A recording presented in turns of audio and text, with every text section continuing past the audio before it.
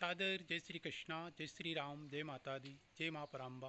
आपकी दया दृष्टि अपने भक्तजनों पर सदैव बरसती रहे, ऐसी कामना में सब भक्तों के लिए अपने चैनल रमेश शुक्ला एनजेएच के माध्यम से करता हूँ।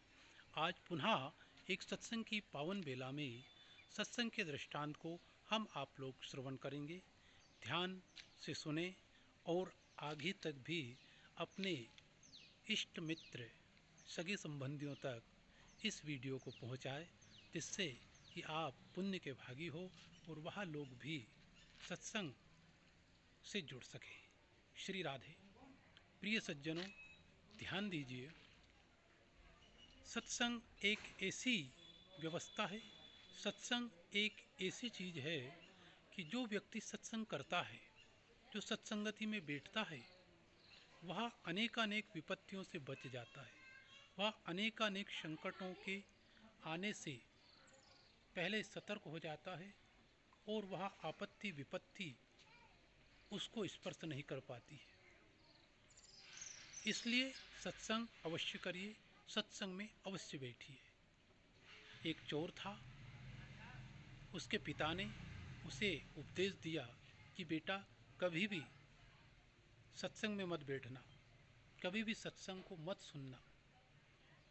ये शिक्षा उसने क्यों दी कि अगर ये सत्संग को सुनेगा, ये सत्संग में बैठेगा, तो फिर ये अपने जो कुल का धंधा है चोरी, ये नहीं कर पाएगा। क्योंकि सत्संग में जो लोग बैठते हैं वो बुरे काम से बच जाते हैं, बुरे विचारों से बच जाते हैं, बुरी सोच और बुरी समझ से बच जाते हैं। इसलिए चोर के पिता ने अपने पुत्र को उसकी जितनी बुद्धि थी उतना उसने उसे ज्ञान दिया। और चोर का पिता कुछ समय परांत मृत्यु के गाल में चला गया, मृत्यु को प्राप्त हो गया। यहाँ तो जो आया है उसे जाना है, क्योंकि भस्मंतु गंग शरीर, यह मृत्युलोक है। इसको मृत्युलोक इसीलिए कहा है कि यहाँ रोज अनगणित लोग मरते हैं और अगणित लोग जन्मते हैं। प्रिय सज्जनों, चोर के पिता के मरने के बाद चोर ने अपना कारोबार प्रारंभ किया और बड़ी बड़ी चोरियां की।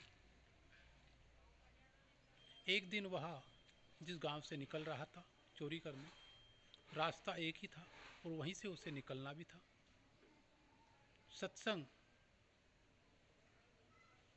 खत्म होने ही वाला था। जहाँ से वो निकल रहा था उसके पीछे भी कुछ राजा के सिपाही लगे हुए थे। वह एक कोने में बैठ गया। कहाँ? सत्संग भवन में। और उसने सुना कि देवताओं की प्रतिमा नहीं होती है, क्षमा करें, देवताओं की परछाई नहीं होती, ये उसने सुना। देवताओं की परछाई नहीं होती है, ये बात उसने सुनी और ये बात उसको याद रह गई। पीछे से जब उसने सिपाहियों को देखा तो सिपाही लोग तो आगे निकल गए, वो वहाँ बैठा रहा। और सिपाहियों के निकल जाने के बाद सत्संग भी पूर्ण हो गया। वो प्रसाद लेकर और परमात्मा को प्रणाम करके वहाँ से चल दिया। अब जब उसने ये बात सुनी कि देवताओं की परछाई नहीं होती है, तो ये बात उसको याद रह गई।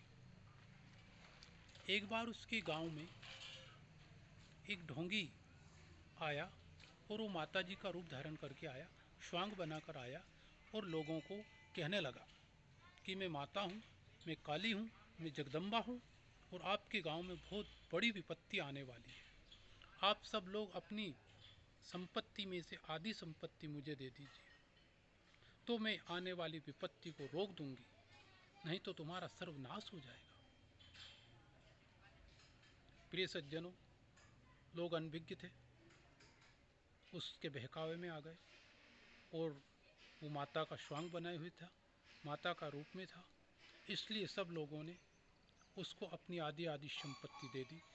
आधी बचा लो भैया, आधी दान कर दो, पूरी जाति हो तो आधी बच जाए, यह भी नीति की बात है, दे दी। इधर वो देवी का रूप धारण करने वाला चालाक आदमी गांव से बाहर निकला इसकी बात यह चोर ध्यान से सुन रहा था। इसने कुछ नहीं दिया। जब वो गांव से बाहर निकला तो उसकी परछाई उसे दिख रही थी। चोर को याद आई, सत्संग में मैंने तो सुना था कि देवी देवताओं की परछाई नहीं होती है, इसकी तो परछाई है। इसका अर्थ यह है कि ये कोई चालाक और ये कोई लोगों को मूर्ख बनाने वाला, ठगने वाला ठग है। उसने उसको पकड़ लिया और उसको पीट दिया अच्छा, और सारा धन उससे वापस ले लिया और लाकर लोगों को उनका धन लौटा दिया। उसने विचार किया कि एक घड़ी का सत्संग सुनने से मेरी संपत्ति बच गई, मेरे गांव वालों की संपत्ति धन बच गया, और आज हम एक ठगिए के बहकावे में आ तो गए थे, परंतु सत्संग की महिमा से हमारी संपत्ति बच गई और हमारा जो ज्ञान था वह ज्ञान, आज सत्संग का ज्ञान कितना काम आया। अगर उसे मैं रोज सुनूंगा तो जीवन का कल्याण हो जाएगा। उस रोज से उसने चोरी का धंधा छोड़ दिया और नित्य वो सत्संग करने लगा। नित्य सत्संग जो करता है बस उसका तो क्या कहना। आनंद, अमन, चैन हो गया जीवन में, परमात्मा के सामीप्य पहुंचने लगा।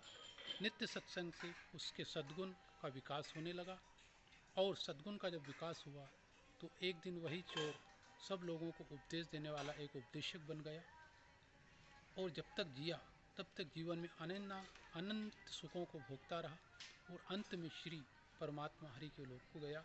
यह है सत्संग की महिमा, यह है सत्संग की माया। इसलिए सब लोग आप सत्संग करें। जय श्री राधे, जय श्री राम, जय श्री कृष्ण।